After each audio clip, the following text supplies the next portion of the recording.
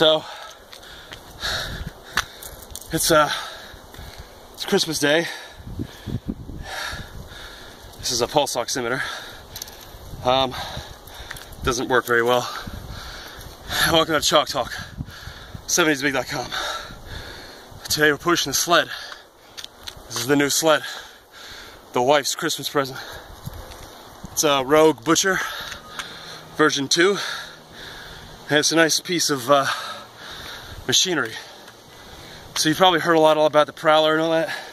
Same shit. But with this, it's not working. I was trying to see if I desaturate oxygen. You can work 4 variables. The speed in which you're pushing something, the weight that you're pushing, the distance, and then the rest period. And you can vary all 4 of those things on any end of the spectrum on anything. So you can do what I just did, pushing it slow, at a fast walk, at a run, or at a dead sprint. You can do the same thing with heavy weight. If you can push that weight, you can do it. We could drop weight off this, take the 15s off. I just have 10 kilo plates on each side, and do the same thing. We could push it 400 meters and back for half a mile if we were going to be insane. And we could rest short or rest long in between everything.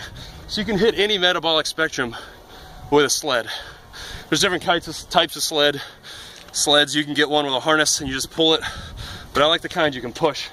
Then we can still attach a harness on this one and pull it. So good thing about sleds is that there's no eccentric muscle action. So concentric is the muscle is shortening under a load, and then eccentric is that it's elongating under a load. Isometric would just be it staying the same under a load. Eccentric is particularly damaging to the muscle fibers, and so you get more sore when you're doing an eccentric thing. That's why a West Side Barbell, they'll use a sled and they'll put a harness on a walk as part of their active recovery, because it gets some concentric action in their fucking legs, get some blood pumping. Lactic acid helps recovery. That's what they use it for. So there's no eccentric portion. So for conditioning, you're not going to be as sore as if you're doing maybe a bunch of fucking kettlebell swings or thrusters or all that shit.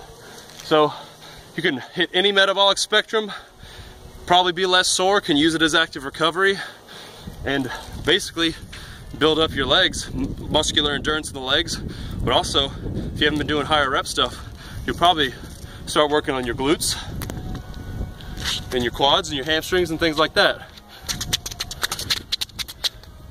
So, especially if you get it for your wife, fellas.